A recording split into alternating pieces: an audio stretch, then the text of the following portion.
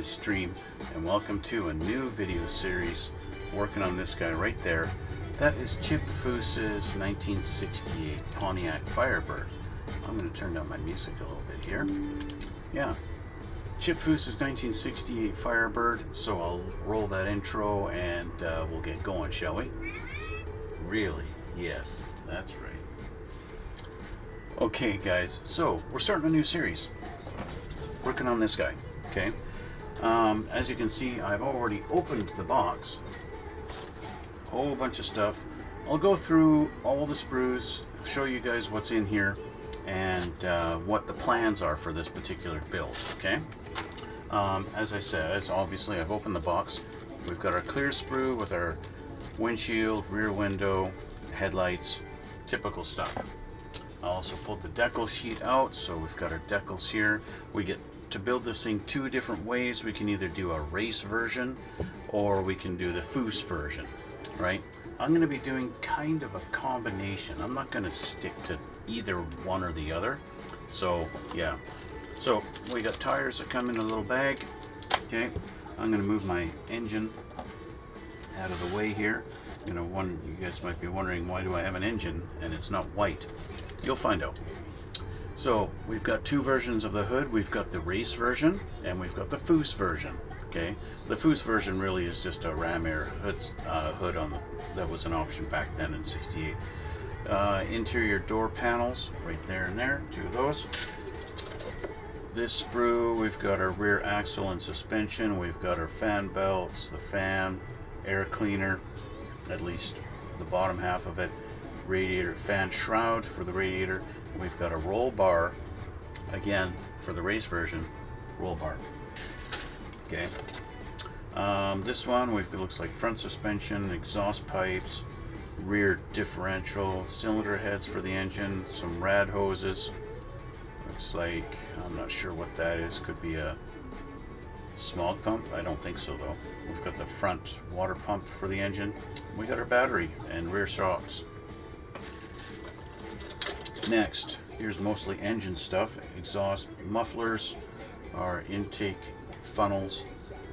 For the race version, we've got our exhaust manifolds, more exhaust, intake manifold, the engine block, front suspension. Looks like our, not the firewall, but our front wall of the car, the engine bay. Next, seats. Including one racing bucket seat. We've got the rear pan of the car, steering wheel. Looks like a center console for the interior, and this, I believe, is the intake for one of the hood versions, or one of the versions of the hood. I don't know which one though. Could be the race one. And we have our bottom chassis, one big honking piece. That's very typical. Looks like our sprue has actually broken here. But yeah, there we go. There's that one. I'm not sure what significance this stamp is in here. Shenzhen, is that where this thing was assembled or built? It's got some stamping. Copyright 2001. Yeah, made in China. That's why. That's why. Let's see. We have our interior bucket, a rear seat, dashboard, and there's our firewall. Okay, we have a separate sprue just for our wheels. Obviously this is unique to the Foose version because these are pretty big rims, right? We've got little pins in a bag. These are for the wheels also. Our two little clear red lensed tail lights. Okay, and we've got two chrome sprues. One obviously is the wheels. Those are going to go together eventually. And then our chrome stuff, valve covers, alternator, bumper, front, and another different intake manifold, and a blower. We got a blower option on this car? Wow, okay. That's pretty cool. And of course our oil pan. Alright, so let's put some sprues back in the box that we're not going to need for a while. I'm going to need the chrome pretty quick. Basically, what the plan is, everything in this kit's going to be spray painted with Mr. Surfacer 1500 black. Okay, that's going to be our primer, 1500 black. Okay, so basically in part 2 of this video series, everything's going to be black and you're not going to be able to see any of the detail. That's why I like to show you guys beforehand all the sprues and everything, so you can actually see it on the camera and see what these sprues look like, because I spray paint everything black and then it's going to be really hard to see any of the detail. The camera just doesn't pick it up. I know some of these sprues have engine parts on them, so I'm going to leave them out because it's a car build, and almost every single car build starts off with building the engine first, right? Just about every single one. Kind of like just about every single airplane build starts with a cockpit. That's just kind of, that's the way they design them. They have you build that stuff first. So the instructions in this is actually surprisingly a thick book, considering the amount of parts. There's not, you know, we've got 11 pages in this thing. I'll show you a preview here at the back. This is our chip Foose version. They even show it Foose, painting this thing black and then putting the decals on and everything. And then they have the race version on the very last page, painting it with the stripes. They got test car on the thing, and the big snorkel sticking out of the hood and everything. You can see the they call them slapper bars sometimes on the back. Yeah, basically the slapper bars. If you guys don't know, back in the 60s and 70s, a lot of cars had these with the leaf spring suspension. As your tires would spin, they'd actually hop. It's called wheel hop. And what these things would do is when the suspension torques, these things would be forced up against the leaf and prevent the wheel hop. And so, yeah. Anyway, that's just a little lesson from back then. So let's open this up. One thing that is nice, this is now the second Foose model that I'm building, and it's also the second time I've noticed that Revell actually lists the part name for every single part that you're putting in here. Number 1's a body, 2 is the shock hood, 3 is a stock hood, 3 is a racing hood, 4 is a rear body panel, 4 intake duct, distributor, hood tack, just radiator wall, fan shroud, battery, left engine half, right engine half, front cover, alternator, fan belt, carburetor, blower body, air cleaner, everything, cylinder head, blower scoop, roll bar, grill insert. 2 pages worth of parts. That's pretty cool. You don't get to see that on a lot of stuff. A lot of times you're assembling something, you don't even know what it is or what the function is. That is a cool little thing about this instruction book. I like that. I like that a lot. That is cool. Okay. And as predicted, step number 1, put the 2 engine halves together. So let's grab these. Okay. We'll start with this. I'm going to assemble the engine just simply because you guys need to know how to put this together, and that's the whole point of this, is showing you guys how, even though I'm not actually going to be using this engine. Okay, so I'll change the camera here, we can take a look. Okay, so you can watch me do this. Alright, so 2 engine halves. I've gone through this because everything was white. I took a felt marker and I marked all the numbers just so it's a lot easier for me to see them. You know, my eyes are getting old, and yeah, 2 engine halves go together like this. Yeah, it's Revell, so we've got lots of flashing. I'm going to change my glasses here. Oh, I forgot to show you guys, we have the body. There's the body. Nice enough, they've really limited the parting lines on it. There's just one little parting line right here that I'm going to have to clean up. Right there, that's it. It's the only parting line on this body. There and on this side. Just right there. Normally you might have like a line that goes all the way down, like across here or something like that. Not on this one. One little parting line here. It doesn't even go down the fender. or quarter panel. Just one little seam there that I'm going to have to sand down and get that smooth, and that's it. They did a really good job on that. Okay, anyway, that's the body. So we got to clean up the flashing on this.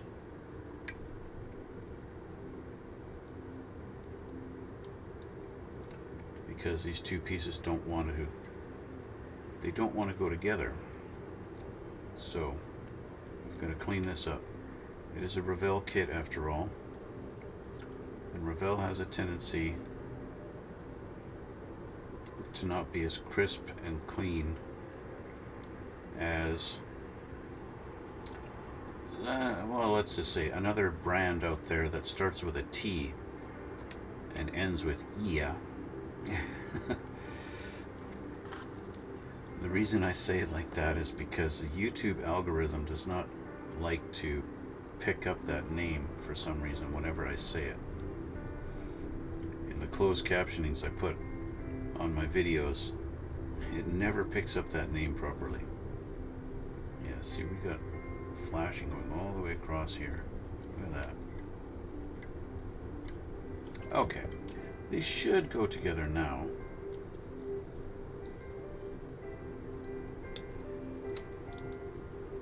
Yeah, I don't like that. Let's make these pins so big. I'd rather just do this and get rid of them. Just do that. And just line it up myself. Okay, I would rather do that.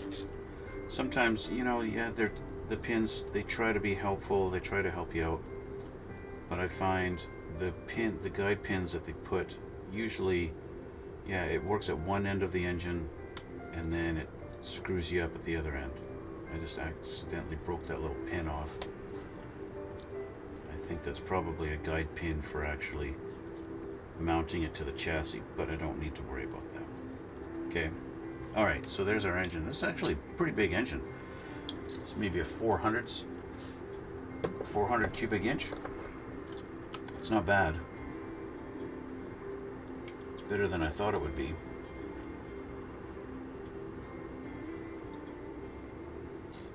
I suppose.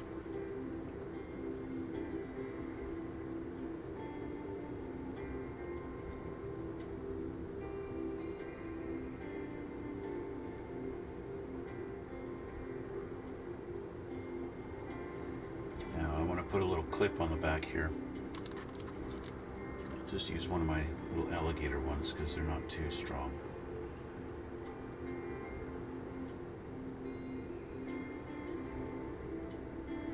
Making sure it's all lined up nice and straight. It's just something you don't get to do when you keep the pins in there.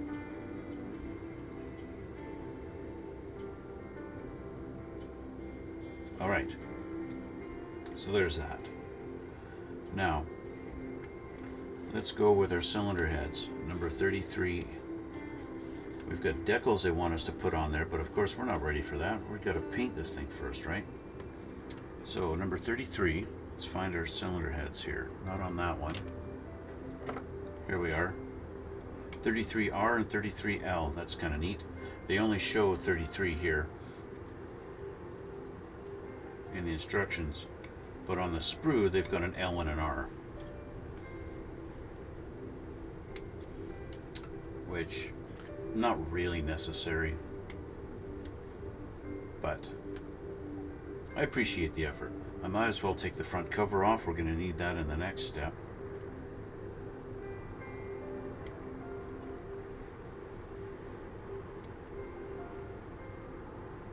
Okay. Now this is if we're doing the Foose version. See, they got here, Foose version right here, and then the race version, question mark. Which one do you want to do? That's going to determine which intake you put on there, and apparently which fan belt you use. Looks like we're going to be using the same alternator either way. And this number 28, I don't know what this is. Oh, that's the exhaust manifold. Ah, so see, we've got a cast iron exhaust manifold, or we've got headers. Okay, headers are usually always made out of steel, and then these guys are made out of cast iron.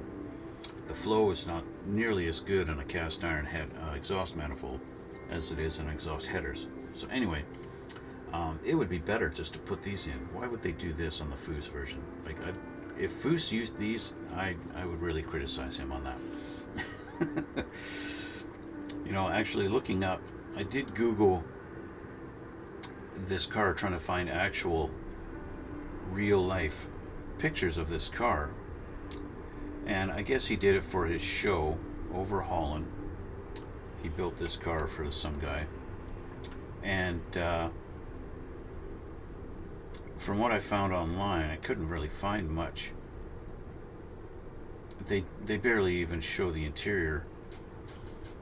It's just a little bit. They don't go over the engine, and the engine that you put in it is totally different than this, which is of course typical for Revell, in that they're not going to do too much. Our heads actually are lefts and rights. They don't fit. This one won't fit on this side. It doesn't go. It won't go, which is interesting. Yeah, really. It goes on this side, so they are definite left and right oriented. Just getting rid of my little nub off of this edge here. And this one.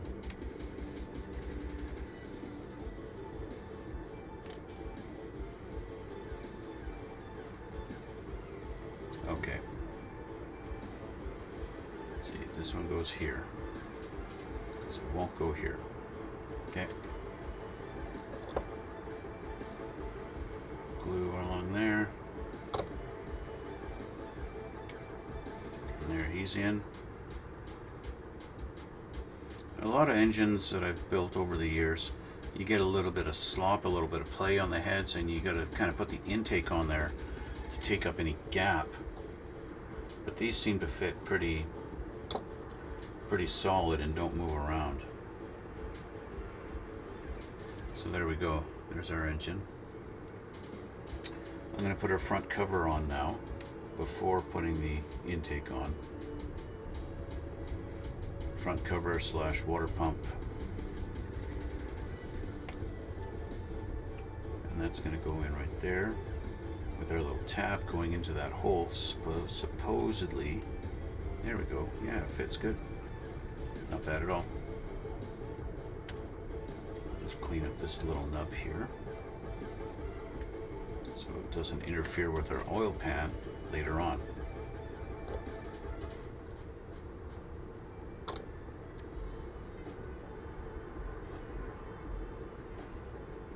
So there's our front cover and water pump. You could say that's a timing cover and water pump. Okay. Intake manifold. We have our two options. I want to build the blower and see what it looks like. Okay, so blower is all these chrome parts. I'm not impressed with our carburetors. That's one thing I'm not impressed with.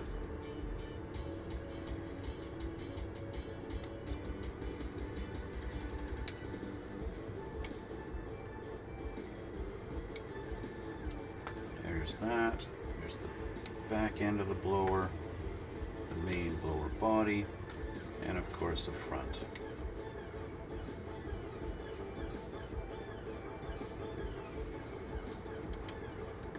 Okay, we have a distributor also. That's number 6, which is not on the chrome tree. They always put a little asterisk beside the part that's chrome, right? Okay, so we have our blower here. Just because an engine, you know, in a car like this, an engine without a blower is a boring engine. So they got like a little notch here and a hole for you to line it up, but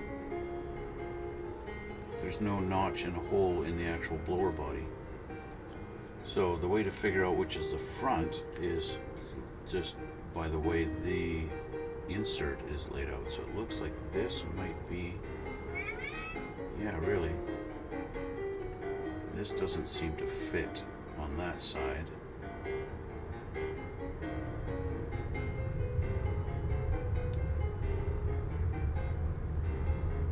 but it doesn't fit on this side either.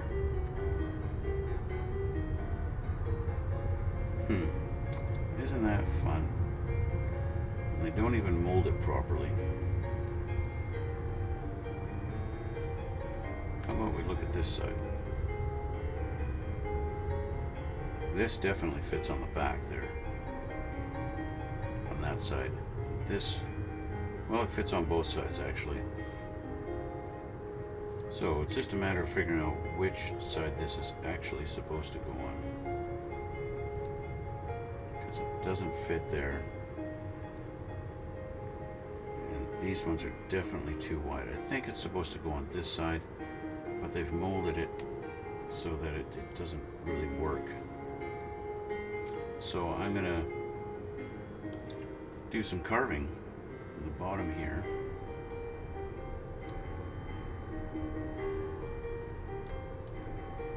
And just take that bottom lip off.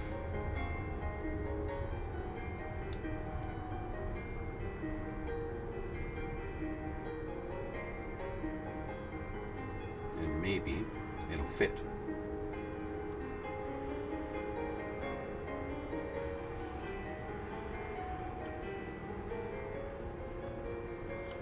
Let's see. No, it's still too wide.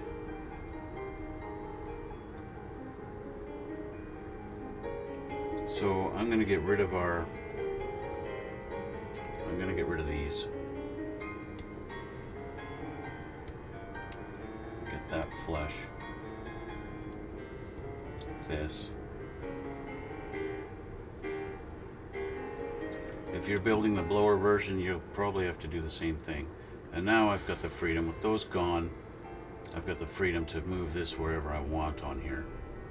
So I'll just line it up as best as I can, kind of do that, and boom, that's how it's going to sit. Okay. So we're going to glue the parts together, so we have to get rid of the chrome. You guys have seen me do this before. Chrome parts do not get glued together with the chrome on them. You have to scrape away the chrome and reveal the bare plastic underneath. Otherwise the glue will not take. Of course, if you're using some kind of glue like epoxy or something like that, that's a different story. But if you're using just regular modeling glue, then you have to get rid of the chrome, because the glue does not penetrate the chrome.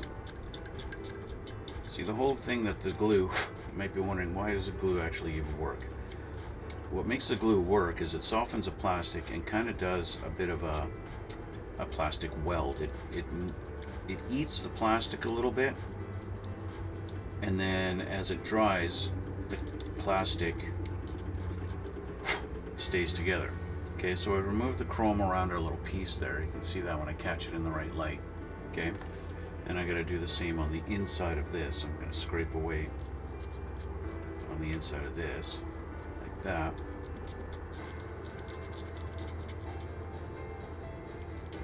Where it's going to be meeting that part.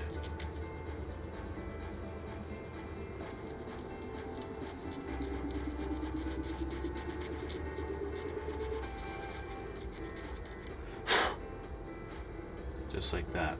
And I want to get this edge also. There we go.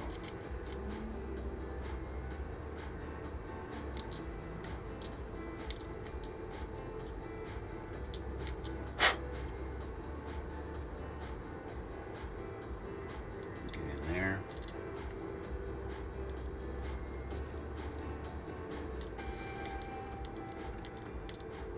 I know a lot of guys, they just totally remove the kit chrome, remove the chrome. I don't know why.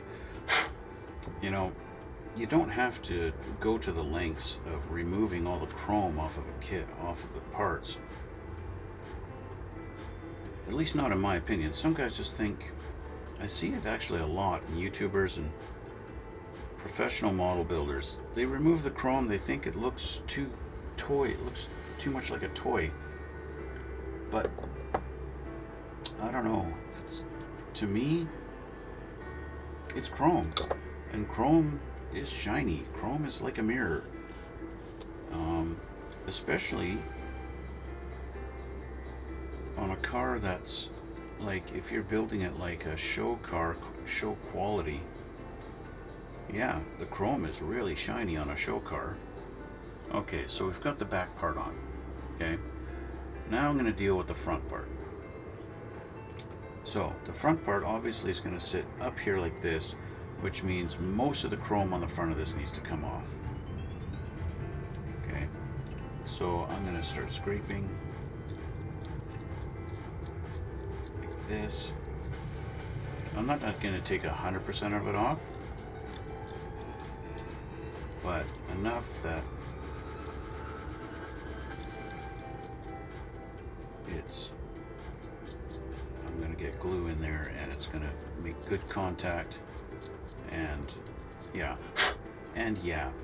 okay, so we've got the glue, the chrome off the front of that. Now let's attack the chrome on this side, like this, just like that. Okay, and put some glue on there, and bing. Just kind of get it lined up. Make sure it's straight. There we go. Okay. Again, I don't like this part. I don't like these big stacks. That just looks ridiculous. It's not realistic. Okay. Now, I'm going to give this a minute or 5 to actually glue and get set up before I start scraping the chrome off of that, because I got to scrape the chrome off the bottom of this, and I got to scrape it off of our intake manifold. Now remember, we've got 2 different holes. You got to just figure out which side is which. It looks like this side with the little nub sticking up, this is just a flat hole. That's going to be for the distributor. This is going to be for a radiator hose. So this is the front. So this is going to go on the engine like this. They actually have little nubs that are half circles, so that'll help you line this up too. Although they don't, it doesn't really want to go in the holes. So again, if you want this thing to actually stick on there, you're going to have to scrape the chrome off of every place that you're going to put glue, otherwise the glue won't work. So scrape it off that edge there. I'm going to scrape this off. Total clean up the bottom there, clean all that chrome off of there, and we'll clean up the edge of this, the other edge of this half circle. Do the same on this one.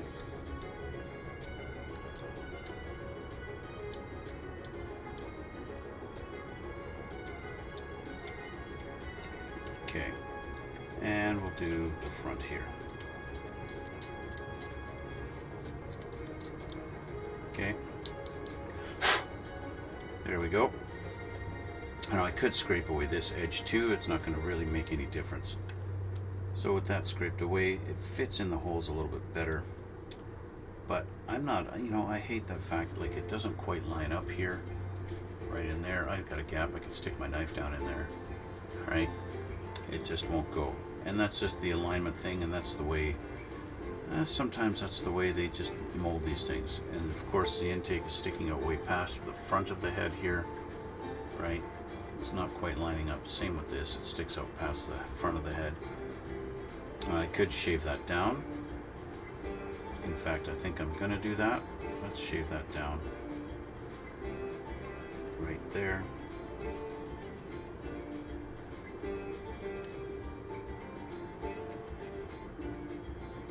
That's better. It's a little more realistic. More like it's supposed to be on there. Like I got a good millimeter here where the intake is sticking out further forward than the cylinder head, and it just doesn't look right.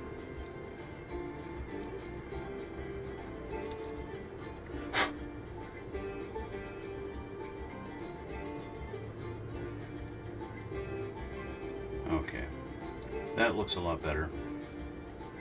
Okay, Let's pull this off of here for now and just kind of clean up my carving.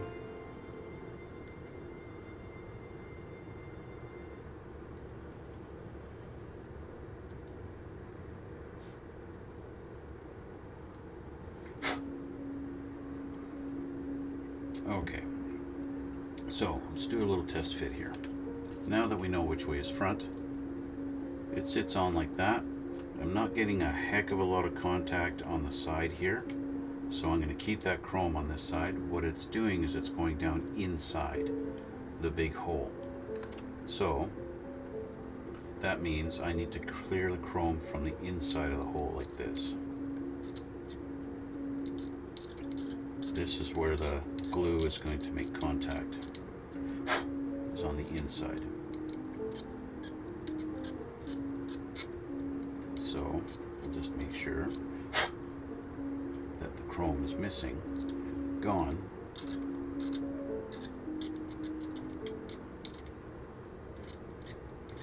And of course, if you're going to build it the other way, then you don't have to worry about this at all. Right? If you're doing the other intake and you're not putting the blower on, you don't have to do any of this chrome scraping because none of those parts are chrome. And okay, now again, we got to do the edge here. The edge of this guy.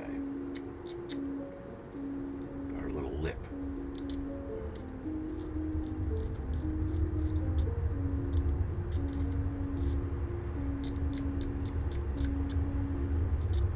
Take this time, guys, to mention when I hit 1,000 subscribers, you get to see my fiance and I were building Porsches together. So hit that subscribe button. So not quite there yet, we're close. So the sooner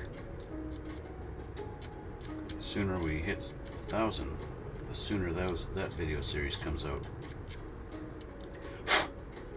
Okay, so we've got that done.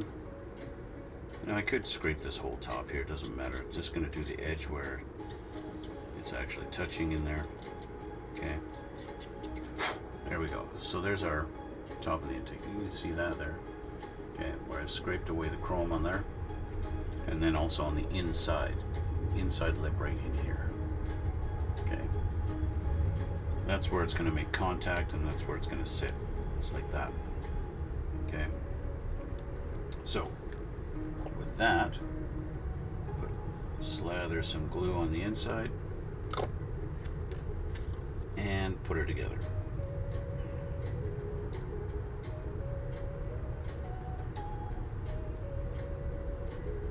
There's not a lot of contact being made, but that's the way it is. Give it a minute, it should hold, and it's holding. Okay, just like that.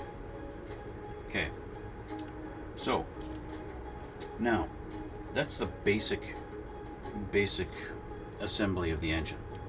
So let's talk about this guy here. This guy is a 572 cubic inch Chevrolet engine.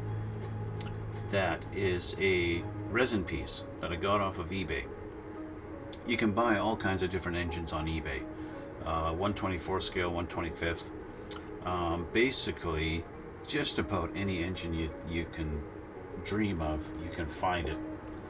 I find big block Ford engines, big block Chevy engines, small block Ford, small block Chevys, Pontiacs, inline sixes, all kinds of different engines. As you can see, the physical dimensions are pretty close. Well, not quite. Our 572 is a little bit taller, but that doesn't really make much difference. But this is the one I'm going to put in the car, in spite of the fact that this one's got a nice blower on it too. This is only 400 cubic inch, this is 572, so yeah, they are pretty close actually as far as their height goes. If I match up the oil pans, yeah, the height is pretty close, not bad at all. But the detail on my 572 is much nicer. And I actually got real carburetors. Check these out. Check out that little carburetor. That little carburetor on there. That is an actual like 4-barrel Holley Dominator carb. Right? Got my valve covers. I haven't put them on yet. They sit there like this. Okay. That's upside down, so this will go like that. Okay. And I also have it comes with the decals to put on the valve covers. And it even comes with extra little things like this is the fan belt. It's a nice, highly detailed fan belt. Alright. Because it's 3D, it's resin, so it really goes good. Here's our exhaust manifolds, or our headers. I'm not sure how these would line up if I was to put these on here. Obviously not, because it's got the typical Chevy 1, 1, 2, and 1 like that, instead of 4 evenly spaced, right? That's definitely an old design. So these would go on right there like this, just like that. It's got the holes for the spark plug wires. In fact, it actually had spark plugs molded in there, in those holes, which I had to remove because in order to put our spark plug wires in, I had to remove the spark plugs. But anyway, it sits like that. That's the way the exhaust would go on. I'm not sure if these are going to line up in the kit. I might use the kit parts. I've got the extra little breather cap that goes in the valve cover, and of course I've got the oil filter, which will go in like right here. Oil filter goes down there on this engine, like that. Okay. Yeah, the one thing I don't have is the starter, which I might be using the starter off of the kit, although I don't really see the starter in the kit here. I'm not seeing a starter. I see the provision for the starter, and then, oh, the starter is molded in with the oil pan. Here's our oil pan. That's an interesting little detail. Here's our oil pan, which goes like this.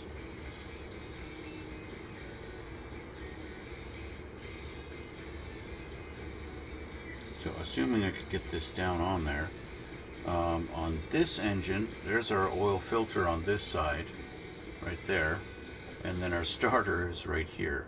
So I think what I'll do is I'll clip the starter off and put it in on this side. It's really strange. It doesn't look like there's a provision for a starter on this bell housing. There's no starter molded in on here. Anyway, then we have our distributor that goes in the back. I didn't get a distributor in with my engine, so I grabbed, I have this guy here, Scale Productions V8 distributor with ignition wire, which I've already wired up. This guy right here. Okay. Got that already wired up, ready to go in. And it'll go in on the back here. Just kind of like that. Okay. So I've got that. And so once I put the carburetors on, I'll have my nice little scoop to go on top also. Okay, obviously a different shape than what they had planned with this, but it'll still work. This will go on here like this, fit just like that. Okay, and then we'll have our fan belt, but I don't have a belt for the water pump, so I'm thinking I'm going to maybe incorporate one of the kit fan belts into this to actually get the accessories on this engine. But that's something I'll have to figure out. Maybe I'll have to wind up moving this out further in order to do that, which means I might have to do a different shaft on the front of the blower to get this to sit out farther. Or I'll have that fan belt sticking out further than the actual blower belt. The way they have it is the blower belt is supposed to go out in front. So we'll see. We'll see how that goes. I'm obviously not there yet. I still need to paint the engine and get that done. So yeah, lots of little detail things to do still. I do have my Pro Scale General Motors Engine Orange, authentic Chevy orange, to put on this. I haven't even opened it yet. So let's get the plastic off of this. Let's open up this jar and see what she looks like.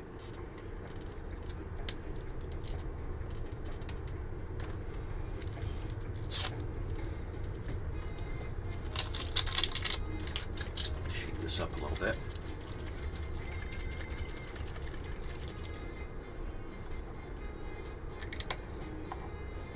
There we go. Chevy engine orange. I'm going to put one of my little ball bearings in there. So when it comes to actually painting, I'll actually have all the pigment mixed up. As you guys know from before, watching me paint my other Foose truck, yeah, see, there's a lot of pigment at the bottom of this. These paints just spray directly out of the bottle, no problem. Okay, so yeah, that's that. So that's the engine I'm putting in this. I'm not using the kit engine, but this is how it would go. But what I'm going to do, I think it's be authentic to actually have a starter. It's weird that I don't have a starter provision. It's like they have it molded in the engine block right here. There's kind of a little bit of a circle here, but nothing on the actual bell housing. The bell housing doesn't stick out. So I think what I might do is actually carve away this little thing on the block, and so that I can get the starter in tight. Let's get the starter off of this.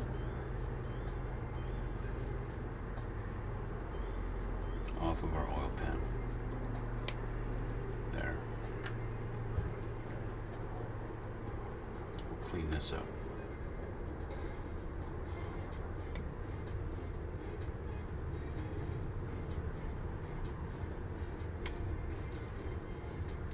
Garbage. So here's our starter. As nice as it looks, it's not really the best starter in the world, but it's what we got. So that's what we're going to use. Okay. Fix up this edge.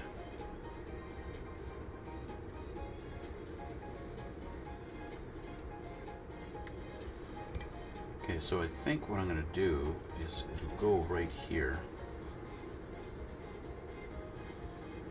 It'll go there. Kind of like that. But it's got to go like right here.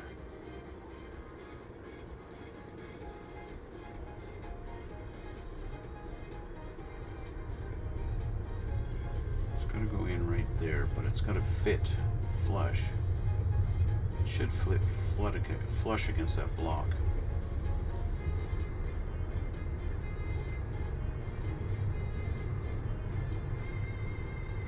Kind of like that.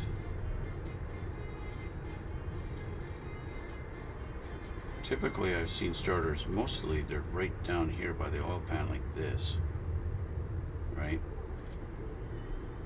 But this one seems to be up a little higher, like that. Just like that. But in order for it to do that, I gotta get rid of this little lip right here. This is gonna have to be shaped out.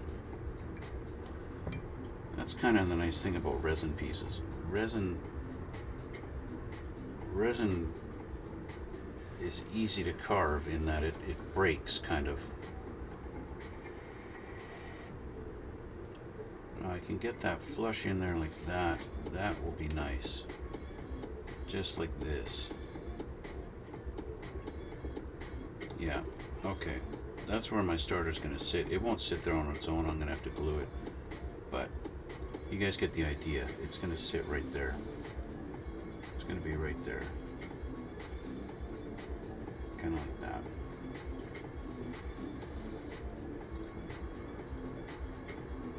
just like that. Okay. So what I need to do, I want to get rid of this little lip here.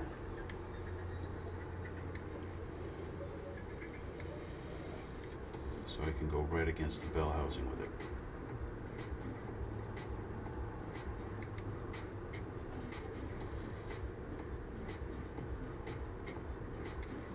Just slowly carve away at that little lip.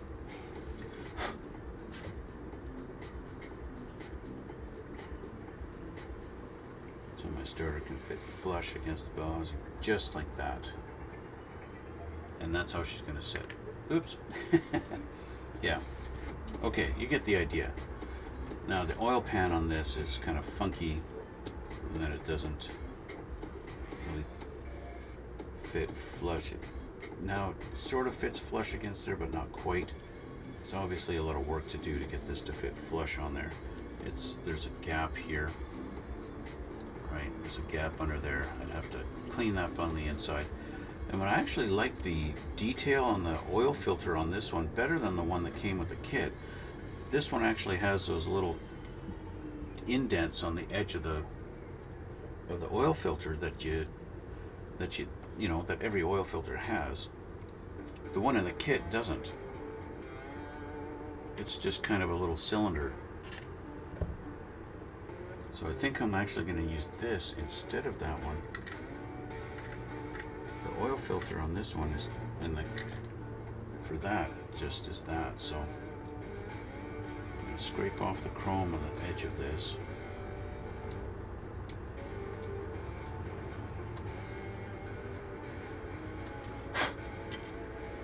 And then I can put this right there.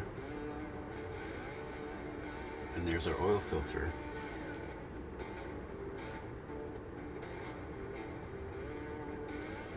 Yeah. Oil filter right there.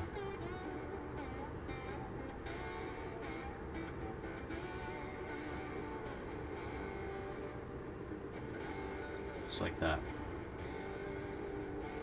That's where the oil filter goes. And that'll look better.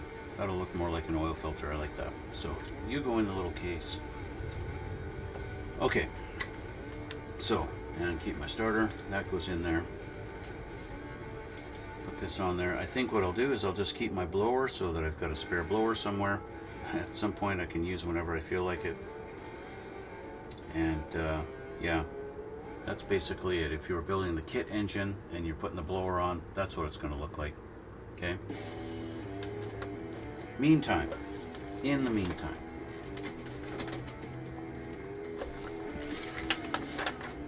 the next step would be to start working on our exhaust and all that stuff, but I need to prime this puppy, okay?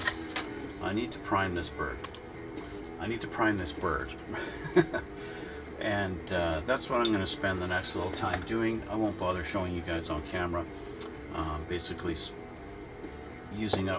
I'll be using up the last of what I've got in my can of Mr. Surfacer, and then utilizing my stuff there. I'll mix this with the Mr. Leveling thinner so it goes on nice and smooth, just like it does out of the can.